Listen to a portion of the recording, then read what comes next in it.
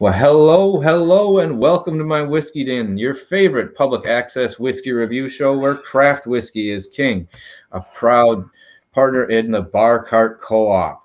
And before we go one step further, Mike, what are we talking to these people about this evening? Get their minds in the game. Get your head in the game, folks.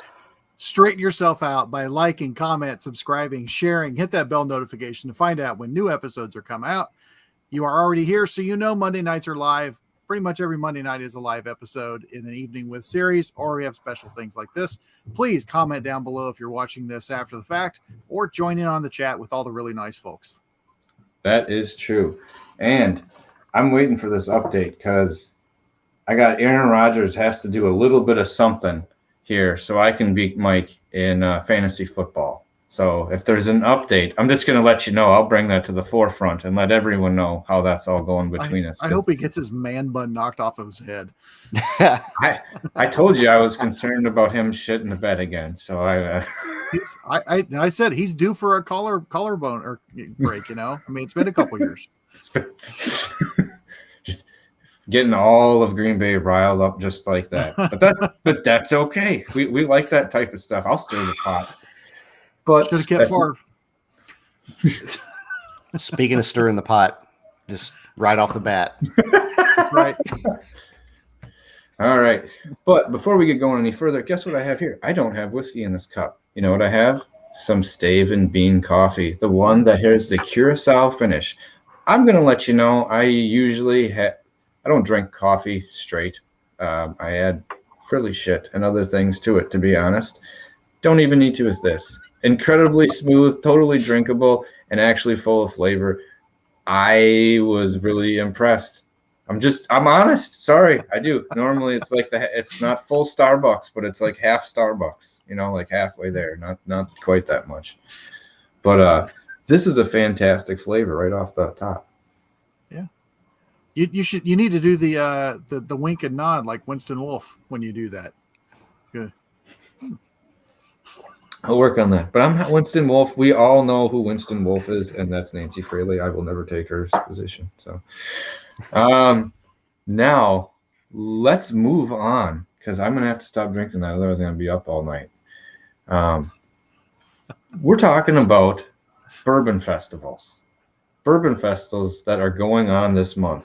In particular, there is the Bourbon Festival, aged 30 years in Bardstown. Now, is this where you guys were this past weekend? Yes. That's the one. Are you sure? I was concerned I loaded the wrong prop there for a second. Yeah. You got it, I am man. certain. Yeah.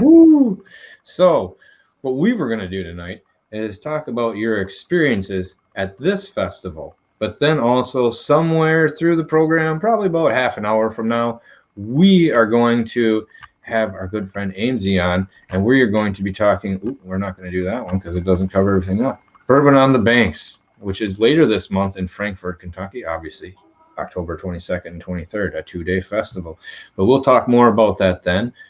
You guys, I'm going to hold in my jealousy because like I did all weekend, I knew you were having a good time, but what the hell happened? Because I haven't heard a peep about it other than your social media posts.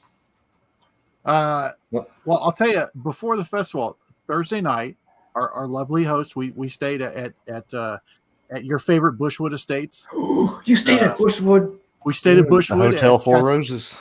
Yep, Chateau de Rose. Yep. And he had an event Thursday night, his Bourbon Fellowship, which was really cool. He put together a three-flight blind for 10 people.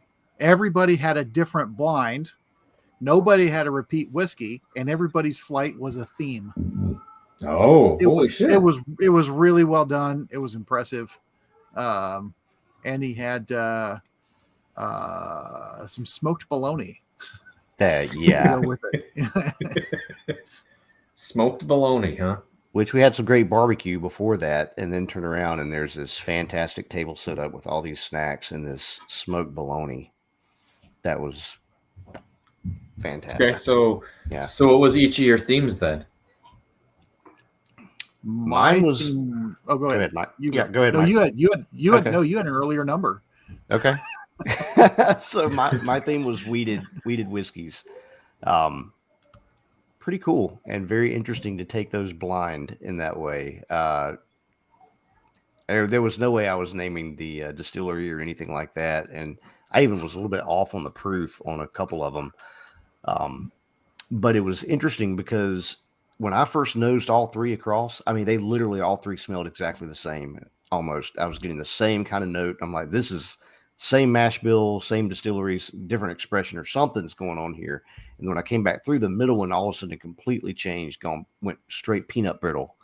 Had a much richer nose to it, but so we went through. We described, we'd go through and kind of take notes on each of them, describe our tasting notes, what we're getting, what we think about it, and then rank them in order of what we liked. And then when we were done, Kevin would go pull out the bottles and line up and say, well, here's exactly what you got. So my favorite was B. A was second, C was last. So B was Old 55, I believe.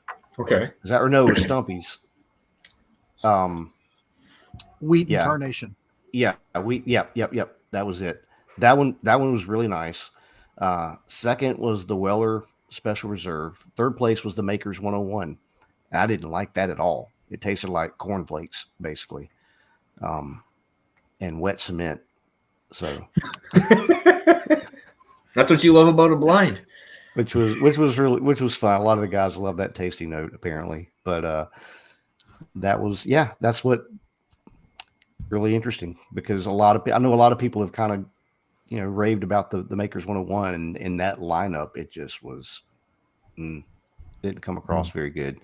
So Mikey, what did you like? Mine threw me off. There was I thought that two of them were from the same distillery. One of them was really interesting because it didn't come across like full on peated, as in like actually a real peated whiskey, but it seemed to have a hint of it. The final two, I knew that they were higher proof. I liked them. Anyway, the one that I ranked the highest, is one that I had it and I liked it okay, but it didn't make me want to get it. I ended up ranking Westland Gariana the highest. Which edition? The new one. Okay. All right. I found it. I liked it better the second time when I went back to it. So well, and that's just it. I had it the one time in April, and then I had this time. The one I was afterwards, I'm like, how did I not pick this one out? It was Balcones. Really? Like I did not pick it out with that stuff at all. Now, I will also say, yes, we had the barbecue. Yes, we had smoked bologna, and everybody got a starter dram. What the starter was Whiskey Row bottled and bond. Whiskey Row bottled and bond. Yeah. Nice. And third place was a single malt out of Tennessee, and I don't remember the name of it. That Kevin had, which Kevin probably I'm sure Kevin can pipe in on that. Yeah. Kevin knows what's up. Anyway, it was the third one. It was just different. It was cool. I liked it, but I was really surprised afterwards. Like I said, I didn't pick out Balcones, and I was really surprised how much I liked that Gariana more than the last time that I had it. So, postmodern spirits. See, he knew that. Yep, just like that. Bang. Yeah, that's how Kevin rolls. It is. All right, so that's Thursday night. Then you're probably back at Kevin's. I'm gonna guess you're smoking cigars. We did. Mm-hmm. We did. Yeah, everybody retired to the porch with whatever bottle they wanted to have a pour from, and light some cigars, have some great conversation, and relax with some whiskey. So the next day. Drew from Bourbon Turntable was there, so we got to meet him and hang out. Oh, and if you haven't checked them out, please kick on over there and check them out. I was going to say, it's obviously a lovely show about music and whiskey. That's a lovely pairing. It sure is. We're having a lot of fun with it, that's for sure. So, speaking of whiskey, starting with that. Oh, really? Yeah. That's not a bad one. That's not a bad one. All right, so we're rolling into Friday then. Yep. Does the festival start on Friday? I'm not there. It does. Early. Yeah. We weren't VIP, which started the night before, but for the regular folks like us, the festival kicked off on Friday. Yeah. Okay. Like noon, 3 o'clock. What's the excitement time here? When does everyone get moving? Well, I think when do they not get moving? Yeah. Are you having a bit of a southern issue? Is that it? The things move a little bit slower down there, or at their own pace. I'll start and I'll let Ben go. We drove out there. We're trying to find a place to get protein. Like, we should do this because you're prepping because you're thinking this is going to be this big festival, right?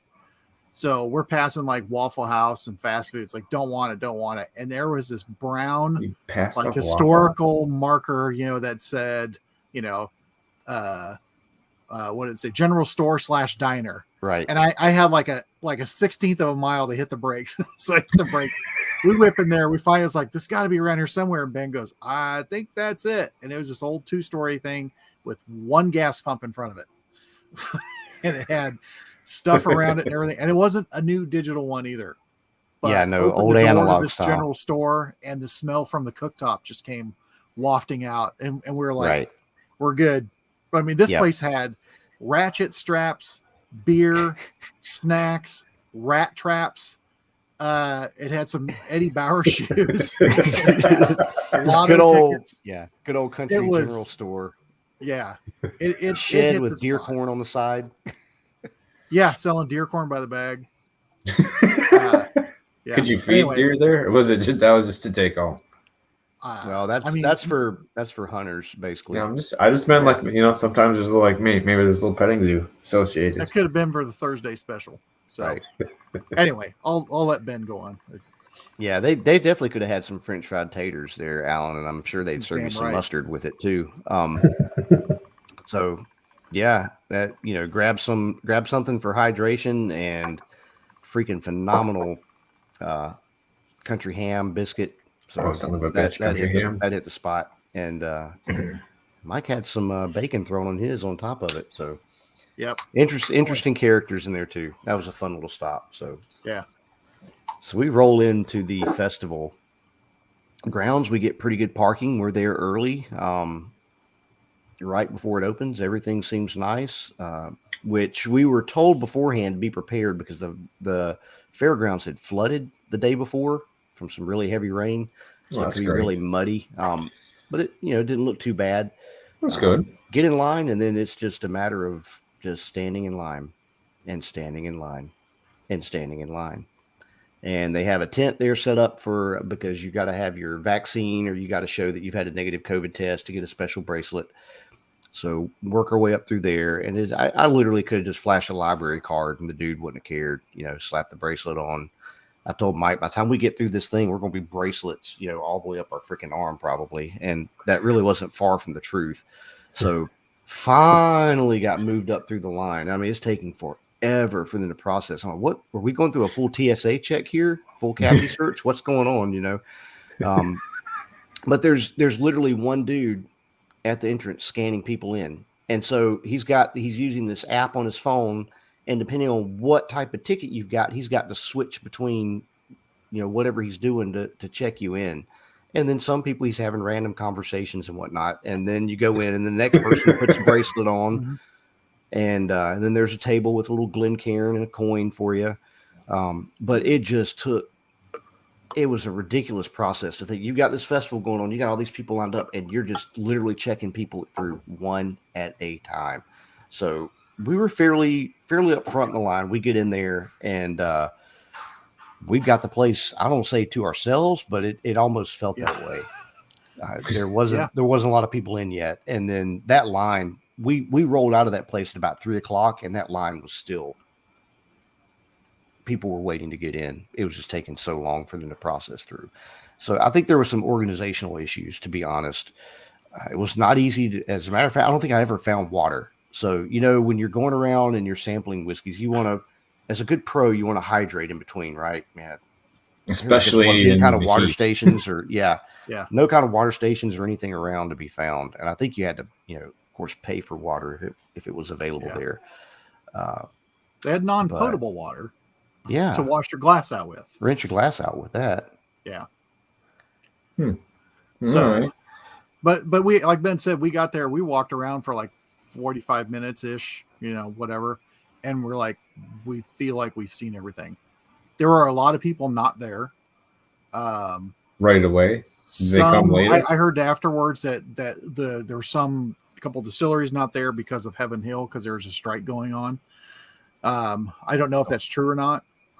We got there and went into the craft area, which literally also had crafts there, trying to find Matt Bay.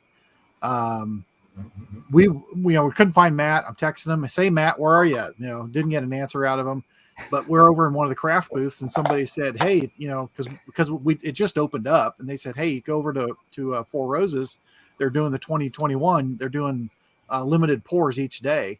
So you can go over there. So like, well, let's go over there. And we bought our wristband, $25 of tickets on the wristband.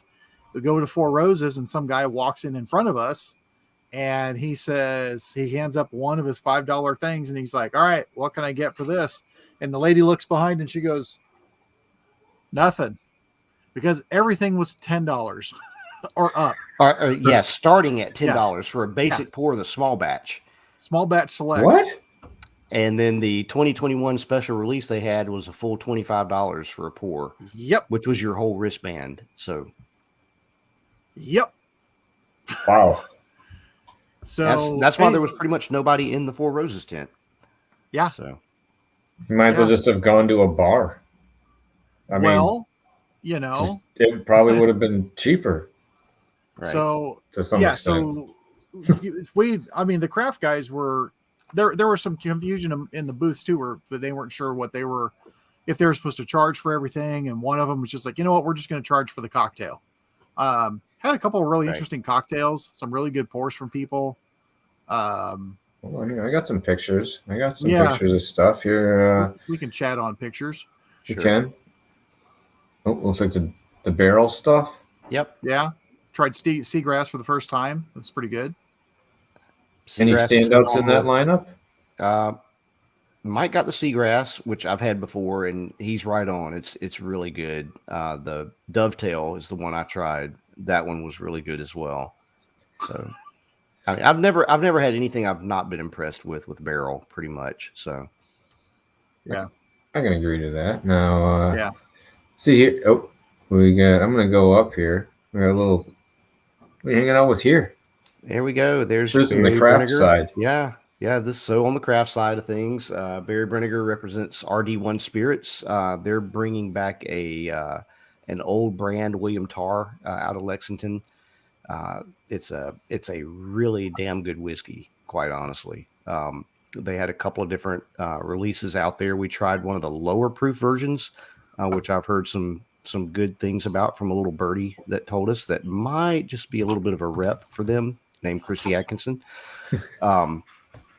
So that was really good. Great chatting with Barry. Always good to see him when we're in town. But and then there were some other tents across the way that.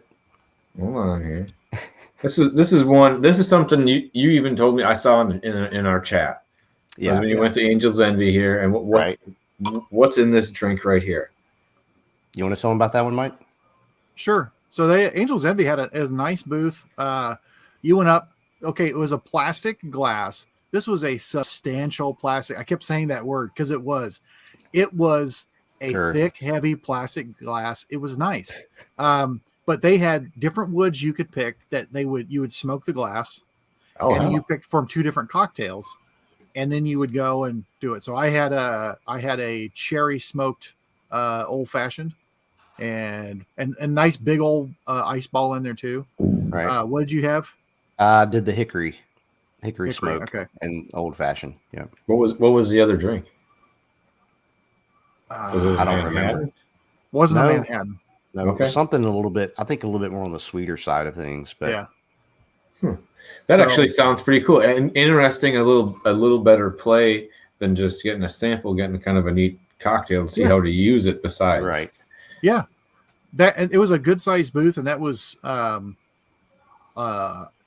thought it was really cool. It's like instead of just giving you pours of their stuff, it was here, we're going to do this, make cocktails with it, something interesting.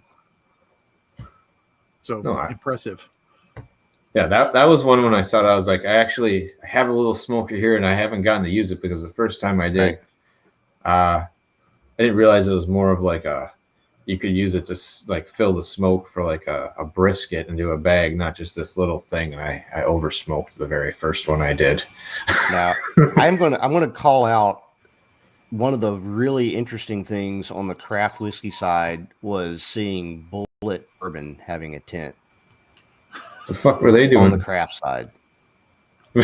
Yeah, that was like there's something doesn't belong. Something doesn't belong here. Yeah, one of these things is not like this. Right. Yeah. So I have distribution in every state and almost every bar, and I'm crafty. So okay. Maybe they are doing some craft in their process, but you are definitely not. When you have the big boys, you should be in the big boy tent. Yes. Right. Yeah.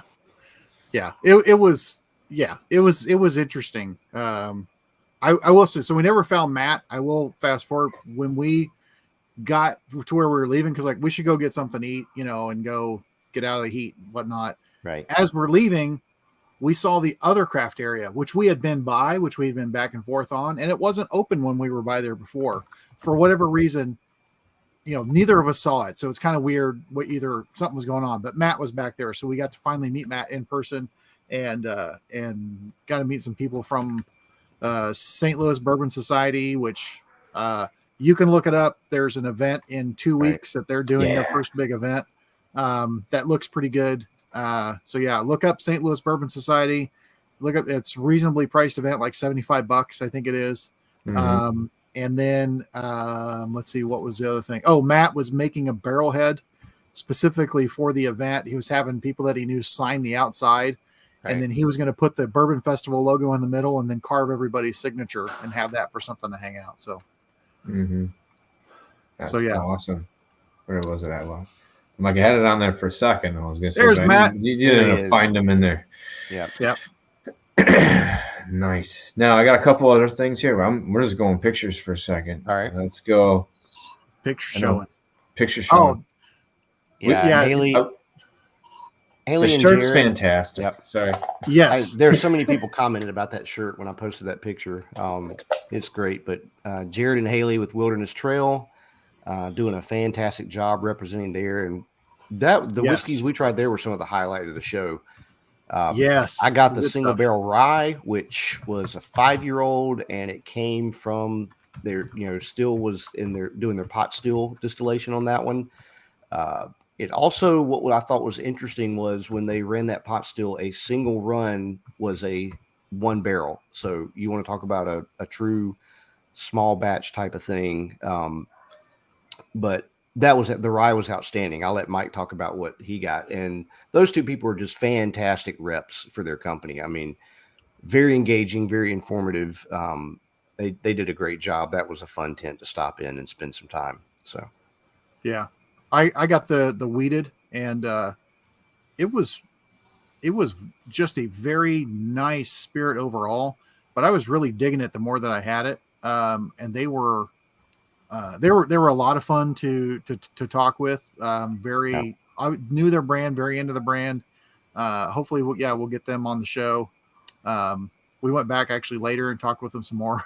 Yep. But yeah, that was probably the most fun booth. We did see Dr. Heist walking around. I kind of kicked myself for not screaming Slayer when I saw him, but watch. They are two. They are two. We talked about coming on the show. They seem, I'll have to have a special intro for that. I got expect to see them to see Wilderness Trail on the show at some point, I believe. And I will say we met the Robinsons for the first time too. Oh, did. So that was lucky, cool. lucky. Met Neil and Melanie, very, very lovely people. Neil's in there Absolutely. tonight. And yeah, it was a pleasure to meet him. Super nice guys. Yep. I'm sorry, nice gentleman, nice lady. I got another one. This looks like it's bluegrass. Am I right? Yeah. See that label, right? That is. Yep. Yeah. So was there any chance for anyone to be making mistakes with these sample pours of 10, like $5 each? Was there anyone, did you get to sneak some through? Any tables like not There quite were. good? Oh yeah. Yeah, there were quite a few that like at Peerless, and I know John had said they were just screw it. We're not charging $5 for samples or $5 for samples, and they ended up doing the same thing. They were, we'll charge you for the cocktail, but the samples of the spirits is free. A lot of the craft people were in that mindset, so which was really nice. And again, great whiskeys. That's actually what I'm sipping on tonight. I'll bring this down. The Blue corn. Yep. Oh, the blue corn. Yes, So I did like that one quite a bit from them. They had their bottled and bond blue corn available there. And then the one I got to try that I was really impressed with, they have a toasted barrel that they just released. And that one was very nice too. So Yes, it was. Yep. And again, good people to talk to at Bluegrass. They were very nice. Yeah. It is. Now, I think it's about that time to break into our show. I think we have a guest that's waiting in the wings right now. We got a special guest waiting in the wings. Should we give our final opinion about the festival before we move? Oh, let me see. Hold on. Let me see if I have any more pictures of it first. Yeah, give it your review. I didn't download all of them. I looked and Bennett sent me fucking 54 pictures, and I just didn't. I had to pick and choose a few. So I'll just say I'm glad I went. I'm glad I made the trip to go to it. I was kind of grateful that it was such an absolute pain in the balls to walk into the place, because that afforded Ben and I a chance to just look at everything we wanted to look at. Yep. But the number of people the number of distilleries that weren't there, I thought was very interesting, and who wasn't there was very interesting. It seemed like most of the people walking in there were only going there to get in line to get their bottles from Justin's House of Bourbon.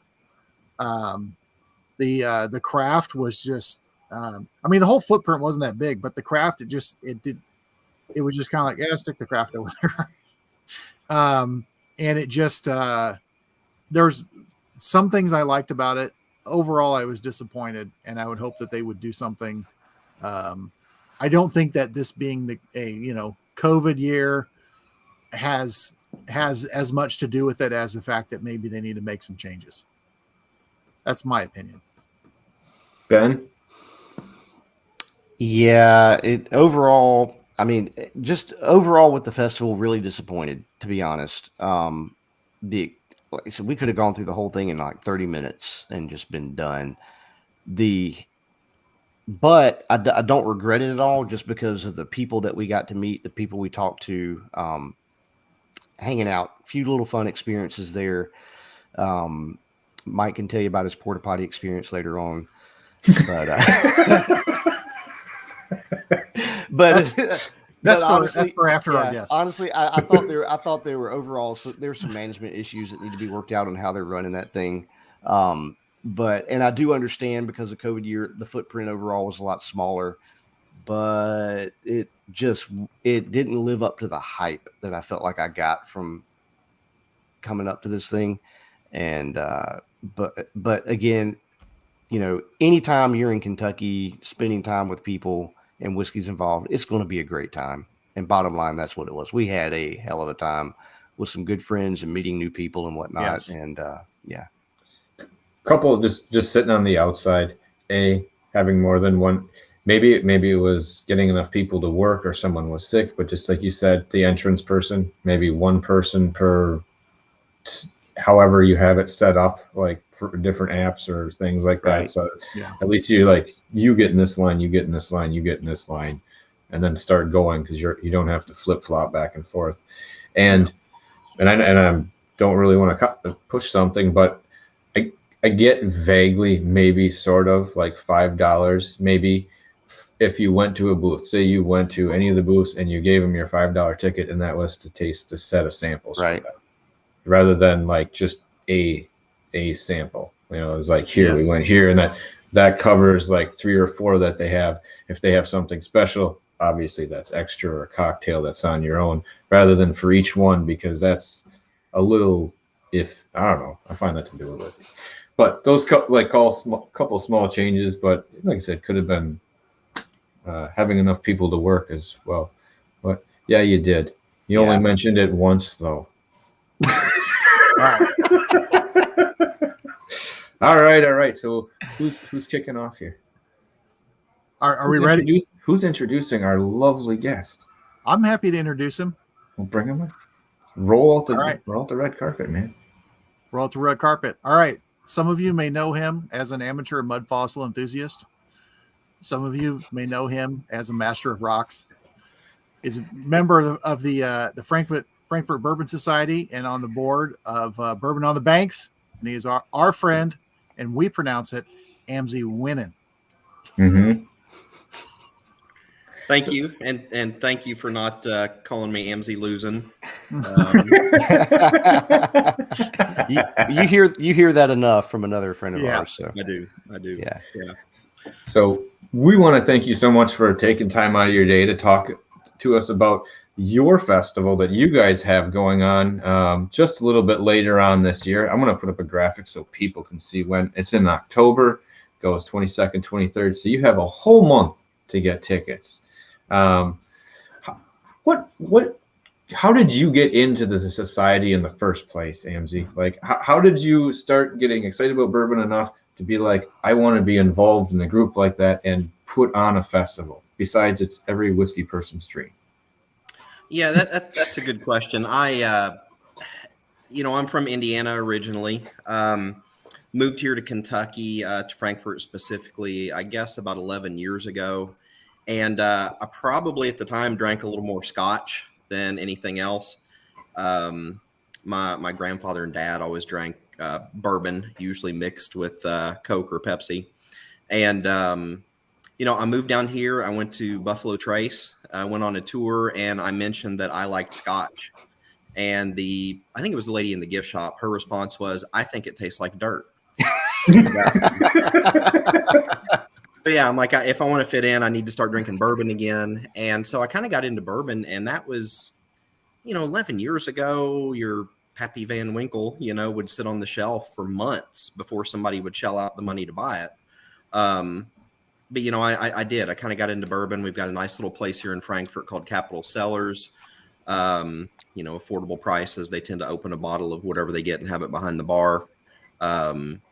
And I don't know, just got into it. And really at Capitol Cellars, got to know some people. And Rachel, who owns it, is one of our board members also in the Frankfort Bourbon Society, and one of the people who helped found the Frankfort Bourbon Society, really just with the idea of educating people, promoting bourbon, and we're not just bourbon, so I would say whiskey. And then as far as the Bourbon on the Banks Festival, that was originally started by a woman who worked at Kentucky State University. She was on their fundraising side, and it was sort of an event to kind of, it was like town and gowns or something like that, and to kind of have an event with the university and the city.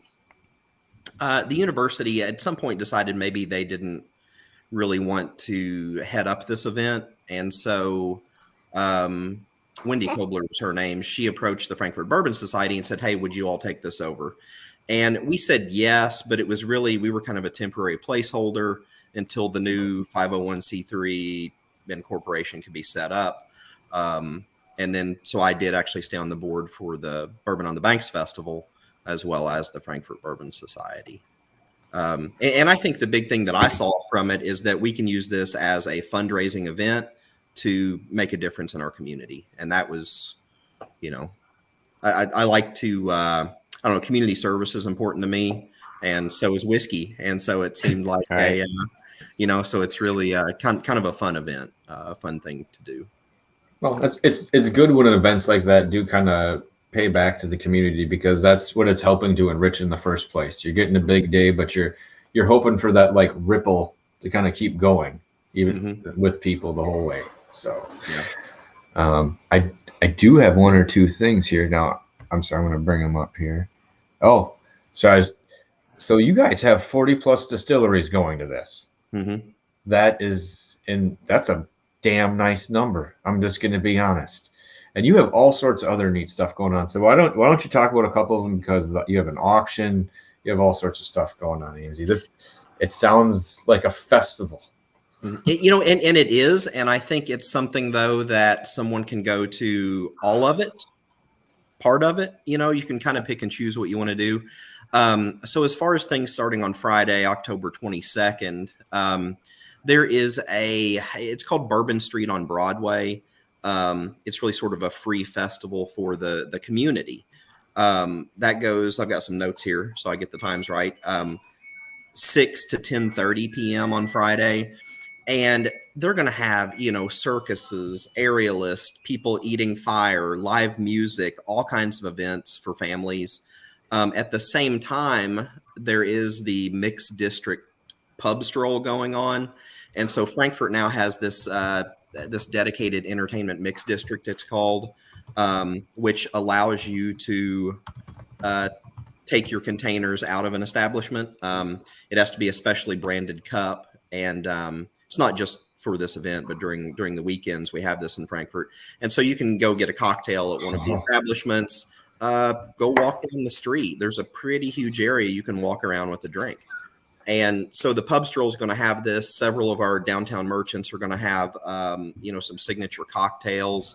There will be some events through that where you can also win tickets to Bourbon on the Banks Festival for next year. So then that same night is our rare and collectible bourbon VIP auction. And so you can go to that. This is kind of an interesting thing. It used to be a different event called Bourbonanza, and we've sort of folded that into the Bourbon on the Banks Festival. And Bourbonanza really raised a lot of money for something called Downtown Frankfort Incorporated. So we will continue to do that, but we also have several other organizations that we will be auctioning bottles for them that night. So raising money for several different places in town. I think Lifehouse for Animals is one. A thing called Yes Arts, which I think is kind of geared towards helping children with arts, exposing children to arts. The VFW Post has, we're also going to auction some things off for them. Along with that, there's a more limited tasting than the event on Saturday. And what we also want to have here is have the distillers, if possible, they're at the table pouring these drinks. You can kind of chat with them. So from Castle and Key, we're going to have Will Arvin, one of the owners, distiller at Town Branch, Brent Elliott from Four Roses, Dwayne Kozlowski from Bullet, Shane Baker from down at Wilderness Trail. I heard y'all talking about Wilderness Trail before I got on here, and Hank Ingram from O.H. Ingram River Aged Whiskey. So that's kind of a, like I said, a VIP event. It's I think it's $100 to get in there. But it's for a good cause. You get some nice samples, get to meet some people. And also in our current era of COVID, this is at the Kentucky History Center, but it is going to be outside. We're going to have some very large tents set up in case there's any inclement weather there. Then we go on to Saturday. Now, I will say Friday and Saturday, there are also tours going on. Kentucky River tours, I think, through the Historical Society. There are also going to be some walking tours, a lot of those related to bourbon history in Frankfort. So a lot of different tours and things like that to do. So then the festival, I think this is really the highlight of it. It's from 3 to 7 p.m. on Saturday, the 23rd. As you mentioned, there are 40 plus distilleries. You can also go onto our website, bourbononthebanks.org. You can actually go in, see a list. I don't know if it's completely up to date. We do still have some rolling in. And, something I like here is that we do have a lot of craft distilleries. And I think that's something you all appreciate, as much or maybe more than I do. There's so much out there to see and to try.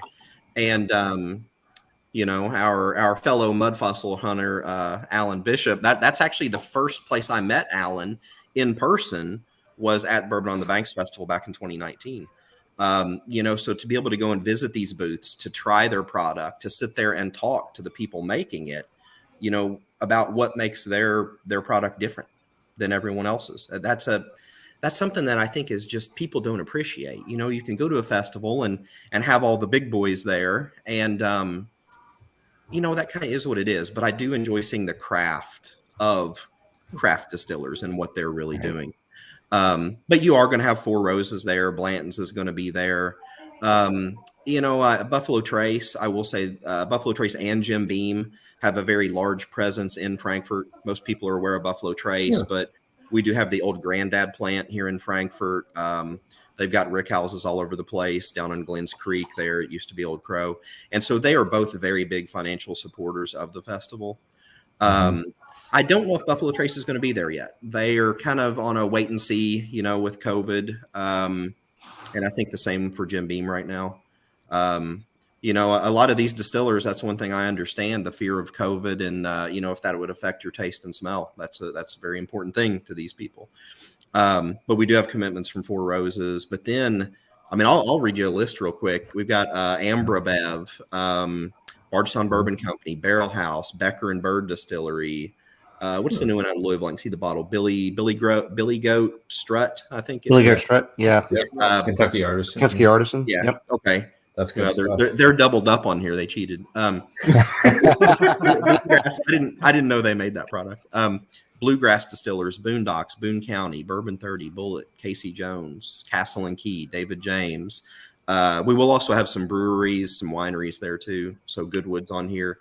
So that's nice to round that out. Yeah. Seriously. Yeah. That's a really good thinking on that for a festival. You know, you have somebody that shows up that doesn't like spirits, distilled spirits, you know, and so they can have some wine or beer. But yeah, Hatfield and McCoy, Hummingbird Ridge Distillery, O.H. Ingram, Jefferson's, Jephthah Creed. There's Kentucky Artisan Distillery listed again.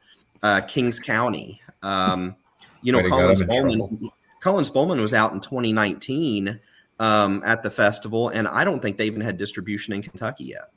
Limestone Branch, Maker's Mark, yes. MB Roland, MGP, Mirror Twin Brewing, Rivulet. They make the pecan liqueur. It's really good stuff if you haven't tried it. Rolling Fork, Sig Lusher, local brewery in town. 6 Mile Creek Distillery, Three Boys, Town Branch, Uncle Nearest, Whiskey Row, Wilderness Trail, Woodinville Whiskey Company will be here, Yellowstone. So, and like I said, I don't know if that's up to date. We do still have some kind of rolling in. And so the other thing is you get into the festival, tickets are $65. And the first year we did tickets, I think you got 10 tickets or something like that. You know, I've been to beer festivals and things too. And at some point the tickets kind of go out the window. So I would say that, you know, for the price of admission, you will be responsibly served, you know, pretty much whatever samples you want. And it's a great setting. It's on Riverview Park here in Frankfort. It's probably like a half mile long, just the trail that goes through there. Tents lined up on either side. There will be food trucks, you know, and other things there as well. And it's just, I think October, hopefully it's going to be just nice, pleasant weather, you know, to be drinking whiskey. It's not going to be 90 degrees or something like that. Yeah, nothing says whiskey like the heat of summer.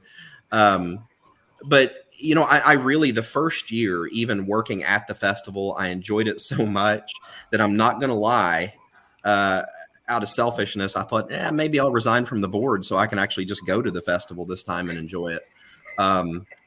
Yeah, from working there the whole time, it looks like a really fun festival to be at. And I think people will enjoy it. And, you know, there's so many places to choose from that crowds aren't an issue. You know, if you want to stand there and talk to somebody for 15 minutes, one of the distillers or producers, you can do that. And I think that's something that makes us a little bit different. Well, it allows you to get that connection to what's going on. Like you said, it's nice to taste something different, but to be able to understand how someone did it.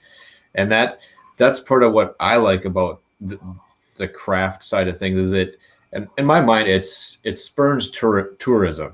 Mhm. Like there's a lot of places a lot of people would go that typically would not be on your radar, Mhm. you know, but you're going to make a stop in this city. You know, I know when Mike and them were in Columbia, in Illinois, I wouldn't have gone outside like Southwest. I wouldn't go there if it wasn't for Stumpy's. I'm just being honest. I would have even looked at the map for it. But now I know where it is. And it's a little circle point on there. And that stuff matters. You know what I mean? It matters for bourbon nerds. So do we have a special ticket for catching turtles? You know, maybe we can sneak Alan out onto one of those boat tours, and we'll see what he can come up with. Yeah, I was gonna say you have to give like a speech while you're out there though doing it. Yeah. You can't just go do that yourself. You gotta just give him some bibbed overalls and a stick, and we'll see what happens. No, I think that this sounds like a really neat festival. I like the fact that you're at $65. It's very accessible to everybody. That's something that we've talked about with a lot of festivals is being accessible to the average person, not just the affluent person who already likes a lot of whiskey. It's bringing people who haven't experienced it into the fold. And we think that that's very important. So 65 is a wonderful price for just about anything now. And hell, if you want to bump it up, that's your own choice for $100 to have a really nice experience. Well, and so I will say, so the Friday night event is 100.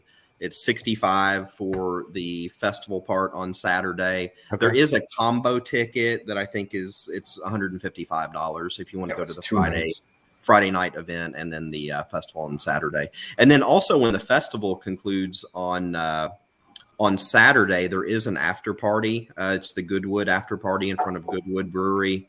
So the city is actually going to shut off Main Street. We did that in 2019. Had live music, tables, more food vendors out there so people can continue to enjoy themselves. Great. I absolutely love that. Mike, Ben, you got any other questions out there? Because I don't know. I'm starting to get excited, but maybe that's because I've had a few drinks because I got to listen to everyone else talk tonight. And I just got to sit back and kind of listen. Well, I will say, actually, it's more of a statement. I didn't want people to think that we were shitting on the first event just to bring Amzie on to talk about this. Our experience was the experience that we had.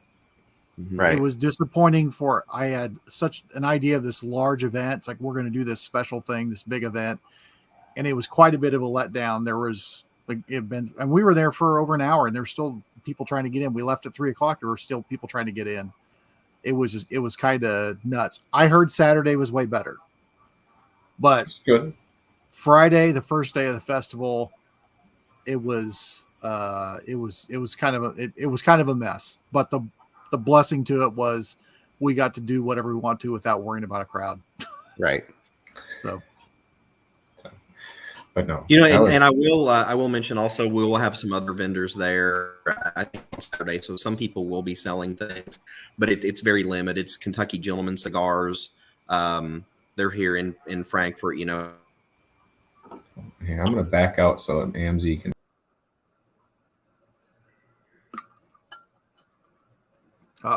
And I don't know if y'all lost me for a second. If you did for a second there, I blame that on Elon Musk and my Starlink satellite service. So, also, our friends John and Corey, they'll be there with Stave and Bean Coffee. Great. Yeah. I reached out to them early on, and so they're going to be there. But so there will be some other kind of bourbon themed stuff there. You know, some of like the bourbon furniture makers and a few places like that. Hopefully they'll at least bring some chairs if people need to sit down for a minute. So, yeah. It sounds fantastic, especially compared to our what we experienced this past weekend. This sounds like almost night and day where we would much rather be for a weekend. So, yeah. But still, the main thing was it was exciting things happening in Kentucky. It's kind of the theme. Festivals, a lot of stuff to go to. You guys have you guys really play into it, and I really enjoy that you do, and that you give space between each other's events. I know maybe not if I lived there, I wouldn't think that because I'd know about more of them, but it seems like there's maybe a big event once a month, depending upon where it is in the state. So it's not like everyone's sitting up on top of each other all the time. So like there's a little bit of respect with that, but I'm not there. Maybe there is a ton of people, because I could only imagine with all the distilleries. Once again, I'm excited. Sorry. Yes. I'm enjoying. I wish they had distribution in Kentucky. I am enjoying some of that Leopold I scored while I was out in South Dakota last week. Which one did you? I should have got a bigger suitcase, and I could have brought some more stuff back, because that place literally had just about everything Leopold makes, I believe. Oh, that's right. Yeah, you pulled in a nice load from out there. Yeah, I brought back Great 6 haul. bottles of Leopold from that one liquor store. So, yeah. it's not hard to do. There's not a single thing I've had from him that's not absolutely fantastic. So Yeah. Mm-hmm. And I think I mentioned it to you guys too. I would recommend that place I found, and I just Googled, I go somewhere, I Googled distillery and see where the craft distilleries are. There was one that was maybe 45 minutes or an hour north of Sioux Falls, and it was called Black Fork Farms. I think they do some kind of interesting stuff. And it turns out, so what they've been doing is they raise the grains. They're using some heirloom corns. They're actually smoking the corn in-house with cherry wood. They've got some heirloom German rye that they're using as well. And then they were shipping the grain over to, it's in Wisconsin. Was it 45th Parallel? Okay. They're even distilling them for them? J. Henry. That's who was distilling it for them. But when Dad and I stopped by, their new stills were actually being installed. And so they'll be distilling their own stuff by, I think they said January. But nice. It's interesting. Like I said, the heirloom corn, they're smoking the corn, but the smoke is, it's not overwhelming. It's kind of in the background a little bit. And it's kind of a neat place. So you guys get out there, you should check it out. We'll mark it. We're going to have to find a bottle or two of that. That sounds right up our alley. Well, next time you guys are in the neighborhood, I'll make sure you get a sample. So awesome. That is fantastic. Well, thank you for coming on and talking about this, Amzie. We really appreciate it. It sounds, if you got some time to plan, you got a month, you can get some tickets, hop online. It's worth a trip there. It's one of those things where I could say it's traveling to someplace for an event makes traveling someplace way more fun rather than just going there. It does. If you're like, I'm just going to see, I don't know, Tampa. Well, are you going to a football game? Is there a music festival? Is there something else going on that helps kind of bump up the memories when you're there? So I think this is an attorney with a dress. I wasn't with you this weekend, so I'm going to pass. Is there an attorney from Tampa with a zipper dress? I'll just leave it at that. Or a goddess in a porta potty. It wasn't no goddess. Amzie, I'm going to give you the option. You can stay on when we talk about the rest of their trip and what went on. And I just want to say, with the way fantasy football is going, I don't even want to talk about football anymore. Oh, wait. Oh, that reminds me. Hold on here. We're going to be having Sundays with John coming up soon. So it is discussing all things fantasy football. You've got me mathematically, Pat. Every Sunday, it's told me that the probability is that I'm going to win, and then I watch as that probability just eventually goes to zero. And yeah. Which reminds me, Kevin, I'll be looking forward to that sample of whatever you want to send, since I beat your ass this weekend. So. Well, and I owe Kevin cocktails the next time we go to dinner. So, yeah. Now we know why he wanted to do these side wagers on these football games, right? That's right. Yeah. Yep. The tide will turn. I can't wait to get that bottle of brandy, Pat. Hey, I have a question for you, because there's a normal bottle, and then there's that I can get at the store, and there's a specialty bottle that's supposed to be coming out. So we have some off-camera discussions. Plus, we could get some other brandy, and we could disparage it. So that's a whole other issue. But Amzie, thank you so much for coming on. We really appreciate you coming on, talking about the festival, taking time out of your night.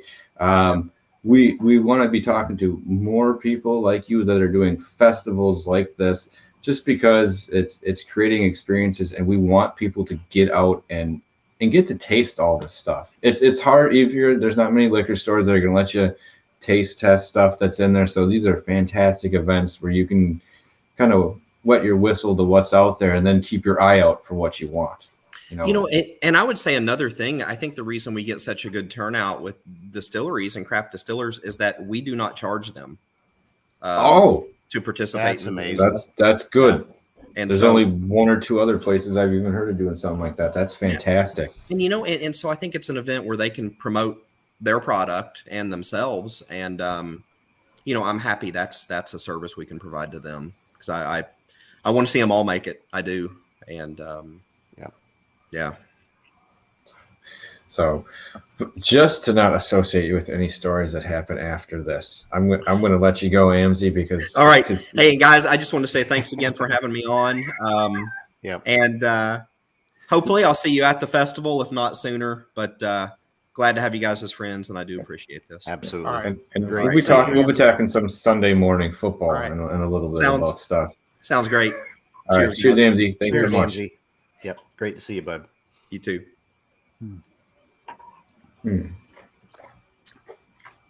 Oof. And I don't want to kick him off. I love Amzie, but I don't know where this is going, so I don't want that to be associated with the festival that we like here. So it sounds like an interesting thing. I picked a nice place for it if you're doing it on a river walk. I'd be intrigued to try to get my butt down there. So we'll see what happens. I think might be the weekend in Charleston as well too. There's all sorts of whiskey events happening left and right. So fall is exploding here. Yeah, well, as it should, because it's starting to get cold and dreary, and it's not as it just don't like it. I already started having that feel where at night I need a sweatshirt. Now is like, this sucks. I would have traded for that this past weekend. Yeah. All right, so hey, I have some other stuff here. Do we want to go through some more of the evening? We're gonna flip her back around. Sure. And I'm just going by what I have pictures of in order. He has no idea what he's saying. Not at all. It looked like you guys went to an old distillery. Yeah. Is this Old Samuel? That's right. T.W. Samuels. T.W. Samuels. All right. Well, I got a pictures. Talk me through stuff, because I know there was one picture that Mike had I don't have on here where it was they left like the lab exactly the way it was, and you can still see it through the window. Right. I thought that was pretty cool. It's normally open. You do a tour, you'll get to go into the lab and check it out. There's just kind of it's absolutely astounding. This place is like a little snapshot of history, basically. And the fact that they have so many things that were left there that weren't stripped out or taken away or whatever, it's awesome. So I'm excited about what they're going to do with this place. But if you're around Kentucky or you can get there, I would recommend going very soon to get a tour. I think there are tours all through the week, and check it out, because just the whole grounds it's absolutely amazing to see. There's so much to take in. It's just really cool walking through a lot of these old buildings, old boiler rooms, the old fermenter, the whole generator house, this massive electrical generator thing, which I wish I had pictures from my first visit that I should have sent to you, because I have a lot more stuff to see there. I was trying to grab some pics of things I had not seen before while we were there. But it's amazing. Lorenzo's going to be their distiller. Adam Inman does the tours. He knows a lot of the great history there. And here's a little picture of that room there. That place was amazing. But it's a fantastic place. And the really cool thing was the next day I'm over at Brian Cushing recording episode of the Victorian Bar Room, and he brings out a pre-prohibition bottle of T.W. Samuels that we got to sample from that was distilled in 1917. So absolutely amazing. Might really be that cool. one in the front there. I didn't grab that picture. That's my bad. Right. So again, had a great time with Brian and Amy. We recorded an episode for them, had a tremendous amount of fun doing that. So look for that when it comes out. Check out Victorian Bar Room, because you're going to get a great dive into history, some good entertainment, and Brian's just pulling out of the history book some fantastic drinks. And I love how he has like the right glasses and stuff for everything. Well, they're supposed to be drinking because it matters if you're trying to be period. It's not just period correct. Those are period glasses. The glasses he's using are from the 1800s, and he's typically whatever the decade that drink is from. He's got the glass from that year, that time period, and so you got to be careful really when you're cool visiting. Experience. Yeah. You can't be that drunk friend at his house. You just not at all. No, you don't want. You never want to be that guy anyway. But yeah. Well, teach you real quick. Right. You're gonna have broad sweat across the face. All right, so you're getting done. Are we on Saturday? What did you guys? Is that was part of Saturday? Is that when you went out to dinner after that? Samuel's was Friday, so Saturday, yeah, Saturday we saw Heaven Hill with Mitch. That's a whole different show, just so everyone knows. Mitch is going to come on a Saturday or Sunday afternoon, and we're going to discuss that whole section of the trip tour and what's going on there. Sorry, go ahead. I was going to say I don't want to take away, Mike. You have impressions of Samuel's? I like old historical places. Obviously I really like distilleries. I really, really like old tools and machinery. There's nothing like old machinery porn, and going in there, but seeing that generator with that, that big Caterpillar engine. And I was trying to figure out the size of that electric motor because it didn't have it, just had it listed in output, but didn't have a horsepower equivalent. And I think I figured it out to be like 64 horsepower or something. But that was just the backup generator, not the actual power unit to it. But it's stuff like that was so cool, and for them to have that intact, and like Ben was saying, for people to not have basically molested the whole area was amazing. Not just the lab, but all that equipment. There's all these really cool gauges from an electrical panel. There's all that really cool stuff. I saw that. That looked neat. That people just didn't touch it. And that, to me, that was so cool. And the history of the place, what they're planning on doing with it, and how they are expanding on the area, working with the history of it, but also modernizing it to a degree is really, really cool. And the only thing that I figure is maybe why the place wasn't destroyed by idiots was because there are 11 rick houses there on the property, and 9 of them are Heaven Hills and 2 of them are Maker's Marks. So there's probably a lot of people in and out, enough to maybe to discourage that. But it usually doesn't discourage somebody being a jackass. Right. But, so it's amazing that it is still intact the way that it is. Right. That's neat. I was going to say, with all those around the outside, maybe a little bit more in and out, but I was going to say you would assume there's cameras and stuff in the area rather than it just being like a dead zone, Yeah, you'd hope so. Yeah. You'd hope so. And heck, you step outside from the distillery side, and then there's all the rick houses on the other side, and you're in this little, I don't call it an alleyway, but just this short little field area between. You look straight down, and for the history buffs down there, you can see Jesse James' mom's house. Yeah.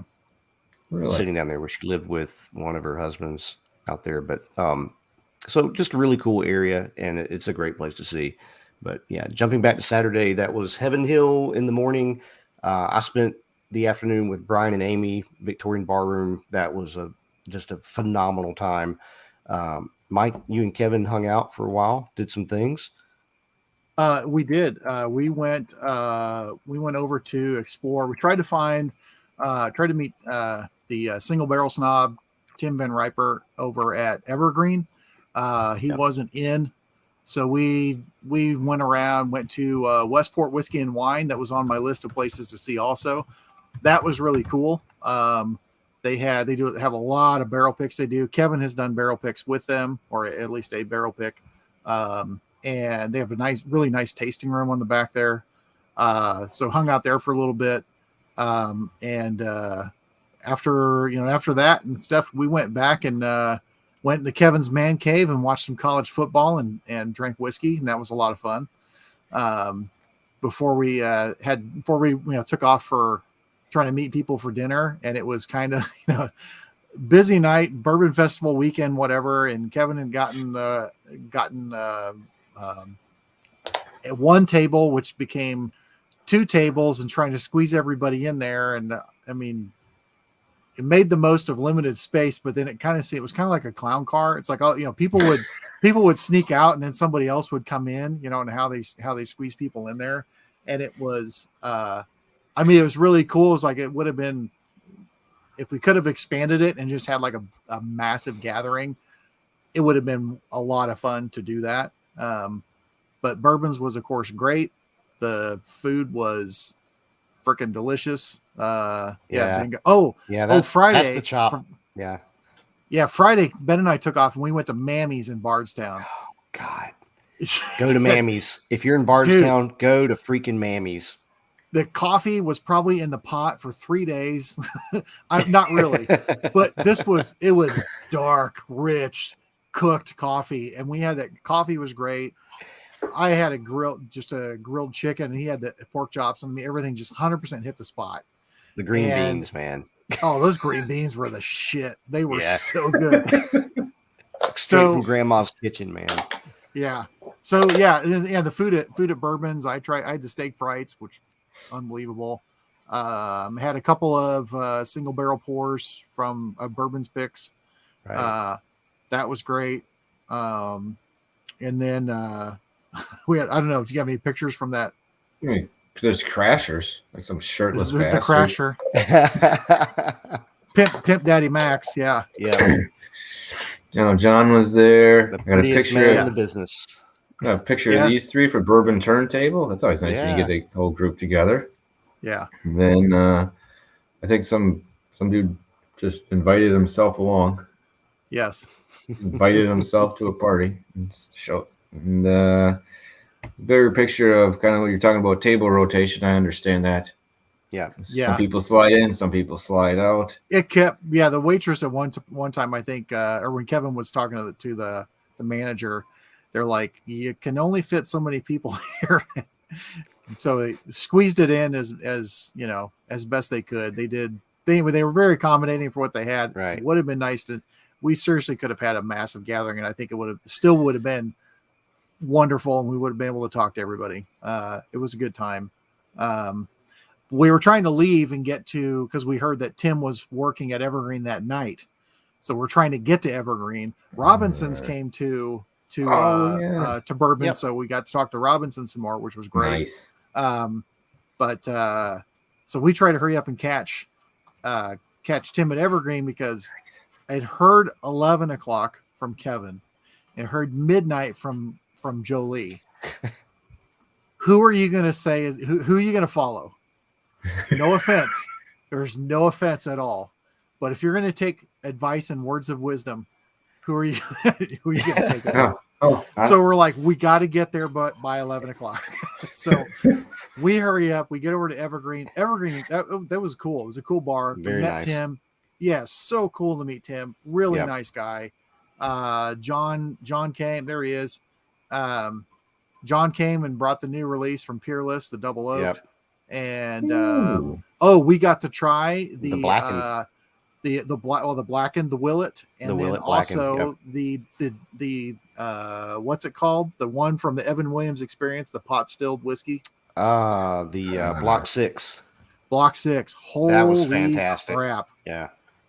Really? That is legit a really good whiskey. Right. Only available at the Evan Williams Experience. So we hung out there till they closed, and then we hung out in front of the place. Also got to see Jack with the Hood Sommelier. He came by Bourbons, but he was also down there at Evergreens as well. So it was great to meet him. If you don't know them, check them out over on Instagram. Hood Sommelier and Timothy Van Ripper's over there as well too. They have a great show, unfortunately, about the same time that we do, called Monday Sucks. But it's actually pretty funny as well. So. Right. No, they're fantastic people, and they do a great show. So and go visit Evergreen. Go there for the bar. Go there to buy whiskey. Yeah. Same thing, Westport whiskey and wine. But Evergreen was cool. It's in a really cool spot. A lot of activity around there. Then we hung out, went around a little bit afterwards. It was a long night. So the vampire bar. Right. That is a lightened up picture. It was darker than that. This entire place was red. It was the club scene from Blade. Right. And I'm sitting across from you and Alan, and I really can't see y'all's faces. It's so freaking dark. I mean, there's just a silhouette you can just kind of barely make out. Okay, there's an individual sitting here, maybe. Yeah. But that was. Come on, did anyone fuck with anyone? Place. If you're concerned about vampires, did someone screw with someone in there? Come on. Man, I would have. No, you're lucky I wasn't there. I would have been poking the bear. I legit was waiting for vamps to start crawling down the wall. I mean, blood should have been dripping from the ceiling. It just. Well, one time Jolie's like, she goes, something's dripping. Something was dripping, and we're just it's the corpses. Yeah, I mean, if you've seen Dusk Till Dawn, this had, several hallmarks. All right, had a big ice box where they keep the familiars alive to drain them of their life. Right. Did they make a good drink though? They did. The cocktail I had was it was pretty good. Well, I told you earlier, it was kind of a little Sex in the City, but it was still pretty good.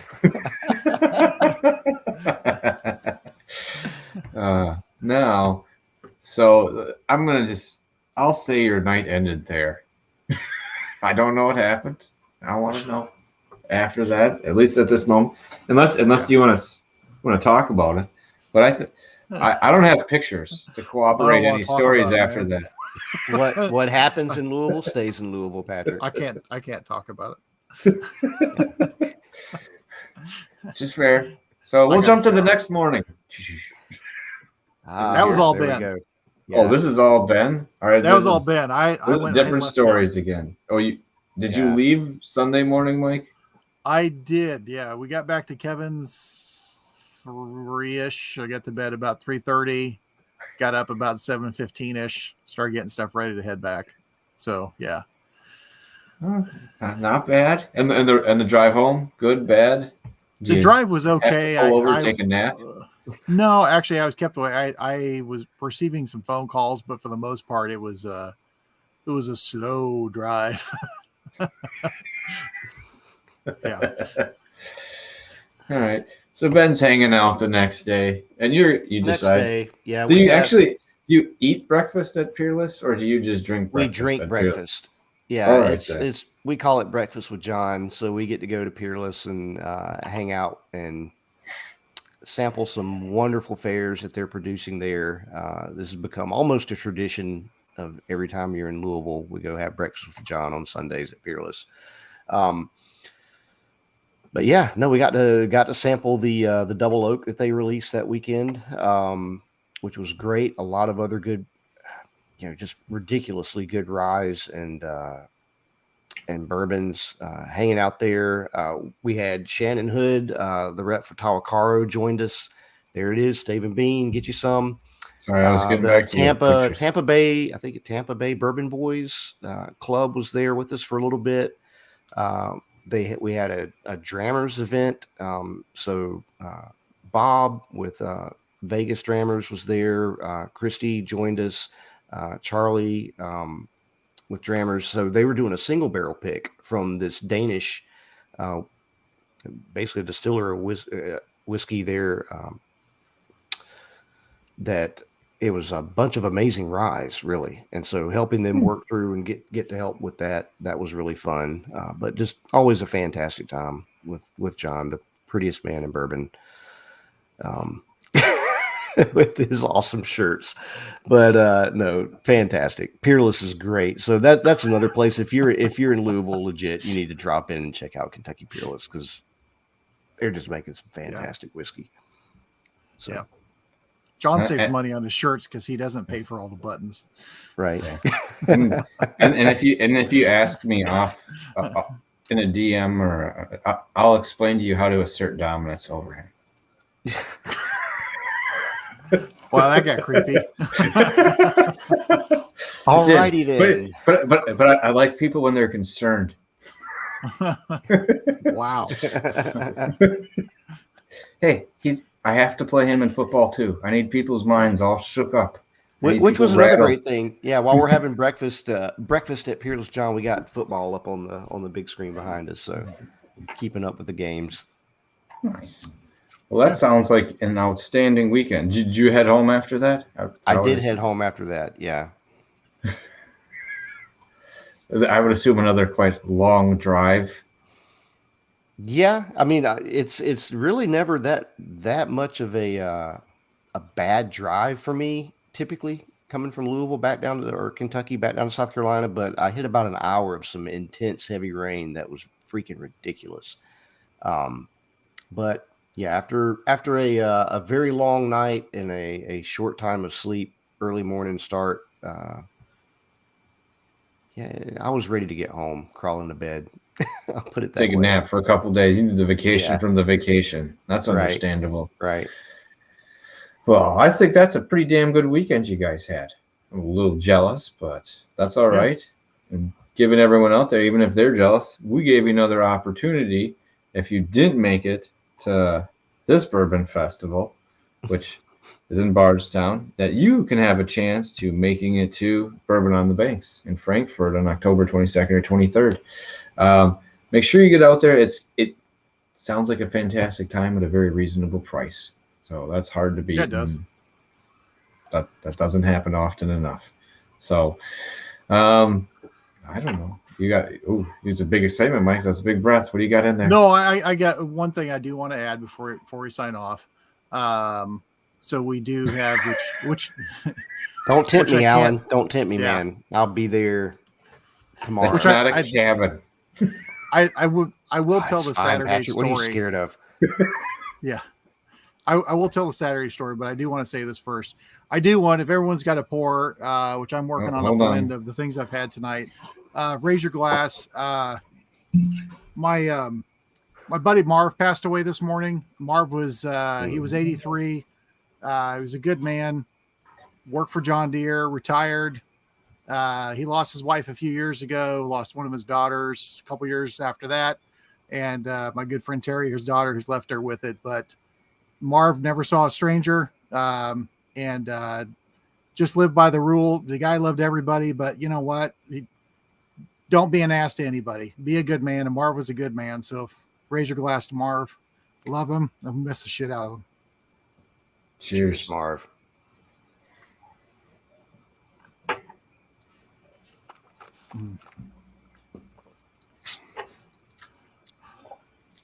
So I don't want to end on that because it would not be our show. That would not be our show because we don't have a bottle in our hand to finish on a bottle pull, which we're supposed to be doing now. And do we have another guest on the docket? I forget when it is. Next week. Next week already? Okay, now I'm excited about next week because we got screwed. Will Persons. Will Persons will be on the show. We were going to have him on before, but a fire screwed us over. But his distillery survived. No issues. So that is absolutely fantastic. I was really happy to hear that because when he was describing it that day to us, he took the picture and where there was the deepest amount of dark smoke coming up from the forest, he's like, that's where the distillery is. Yeah. And we're like, oh, fuck. Yeah. He missed that. So Will is still scheduled to be on. So I will verify with him. He said, barring any weird shift in something, he's planning on it. So, yeah. So, and we have some of his stuff, and we tasted some of it that night. Really nice, really, really nice product that he had. I'm going to be happy to go back to that because I was pretty impressed with some of it, especially being as young a distillate as it was.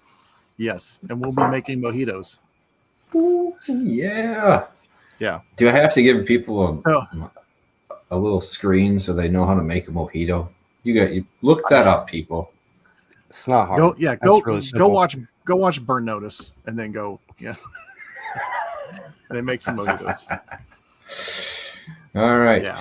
So I'll tell you. So Friday. Oh, there's more stories. We get there. We're walking.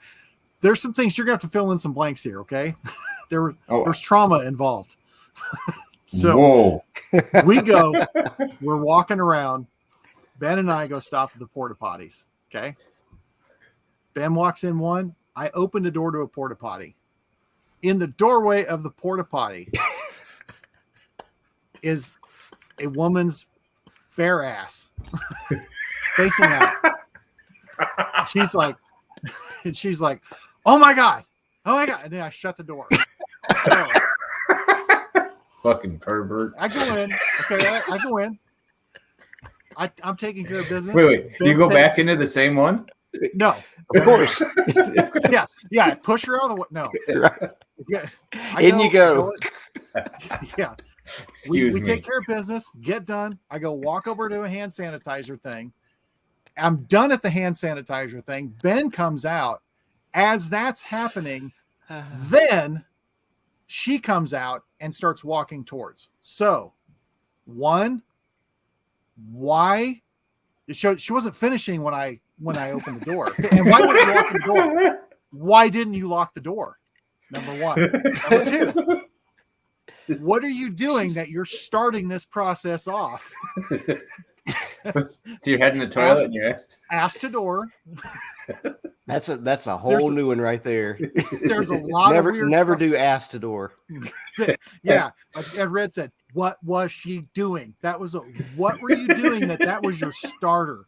Okay, she had that cell phone sitting right over her shoulder. Oh God, no! Snapping your reaction. Go pros. But then what's weird? So I see her coming out, and he barged in on me, and I'm going, Ben, and so we start walking away, and I'm telling him. Then for like the next, I don't know, 40 minutes or so, constantly, every time we turn around, there she was. It's like every single time we turn around, it's like there she was. It was like, damn it, there she is again.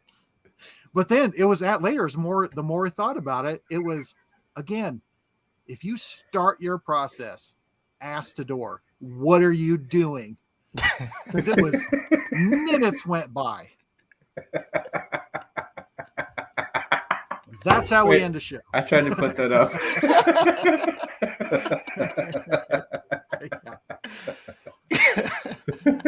Yes. That's not bad. No. I liked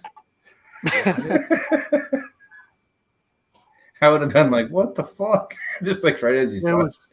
I should have screamed like a little girl.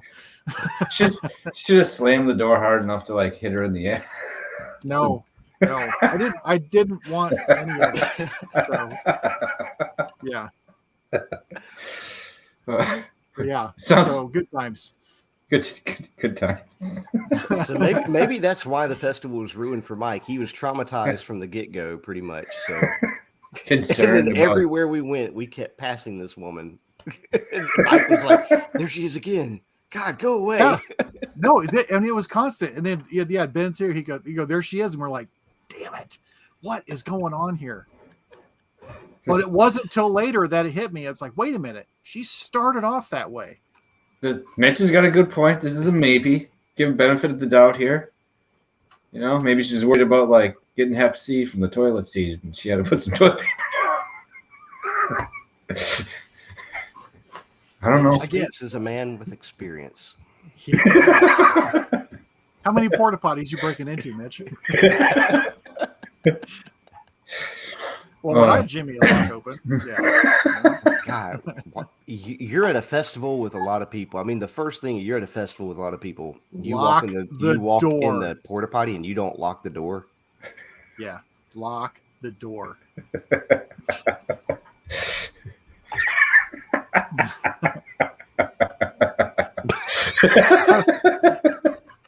I left address cards all over the festival. Yeah, because Mike's handing out business cards left and right. It's got like a little necklace chain of them all. That's right. It was like a take one thing. I just walked around with that. Yeah. Okay. Maybe that's what. Maybe she has maybe it was a business card holder, and I was supposed to put one there. I don't know. But... Anyway. Okay. I'm sure she's a lovely person, but that's not the one that I want burned in my head. Anyway. I gotta find the bottle now. Alan has his own memory. Alan has his own memory burned in his head from our time at Evergreens. So you want to come on and talk about it? Come on, Alan. We need a therapy session, Alan. You want to come on and let's talk about it? Mike, Ben, and Patrick. I can make this happen. Yeah. Doctor's office is open. Yeah. Come on in. Tell us about your day. Have a seat on the couch, Alan. Yeah. Anyone else who wants to come on, tell us a story. I'll take What's it your right now. traumatic stories? Yeah, Your Jolie's festival story's gone wrong. Right. All right. I don't know. Vampire Bar was traumatic enough, but Yeah. All right. I'm going with some Hibiki Harmony because I have it here and I haven't touched this little Japanese bottle in a super long time. all right. So I'm gonna bust this one out. Okay. Finishing up. I got the bluegrass sitting right here, so I might as well. Well, that makes sense. That makes sense. You know what? Like how he's the longest to find a bottle and he has like 90 behind him. I know. Just shouldn't even have to look. Just reach over his shoulder and grab. Yeah. I mean, I wanted to grab something that I'm probably not going to share with somebody else. He wanted to grab something, all right. It was in a porta potty. Yeah. Look, dude. I would have been paying attention. Mike's the one steering us around when we're walking this whole damn trip. Keep running into her on accident. It was just messed up, man. And All I keep seeing you comment, Red, but Andy was about to get us killed. Cat's eye. Yeah. The Vampire Bar. That was. Yeah. Andy loses control of the volume of his voice, and it's beautiful. And then of all things, we get ready to leave. Again, it's Mike, Alan, and myself. We're riding with Alan. Andy and Jolie are sitting there, and they're trying to get themselves an Uber or a Lyft or something to their hotel. And we're like, no, just Alan's like, come on, come with us. Get in the car. We'll take you there. All right, what's the directions? They start fighting over the directions of where we're going. We're 20, 30 minutes down the road headed towards the freaking airport before, no, we're not at the hotel at the airport. It's the other one. And then finally they get the right direction, turn us back. You know where we end up? We're like literally 1 or 2 blocks away from where we started. After a nice 40-minute tour. Yeah, 40-minute tour of the Louisville freeway system. Louisville. Yeah. Five people in an economy car, but I wouldn't give it up for anything. Right. we were laughing the whole way. It was great. It was not 10 minutes. Okay. You couldn't give directions. How are you supposed to tell time? 10 minutes on drunk time. Yeah. And he's making deals with vampires. Right. Yeah. All right. So if you get a chance, it's definitely worth going to festivals and events like this. Right. If not only for the event itself, but all the side notes that you get to have and experiences you share that way are almost as exciting as the event itself. So make sure you stop out at the Kentucky Bourbon Festival next year. But coming up this year, go to the Frankfort Bourbon Festivals, Bourbon on the Banks. Sounds like a fantastic time with over 40 plus distilleries and 2 nights of events. That auction has some pretty cool stuff in it. They have a really cool decanter in there that I was like, damn, that is exciting. So there's a lot of the good stuff going on with that. Make sure you stop out there and check that out. Next Monday, our show, stop in for that. Another live show that night. Right. I think I'm ready for my bottle pull. Are you guys? Let's get it. You guys ready to say goodbye to everyone out there? Thank you, everyone, for stopping in. We really appreciate it. We love it. Remember, it's not the size of the den. It's the love of whiskey. Cheers, everyone out there. Cheers. Cheers.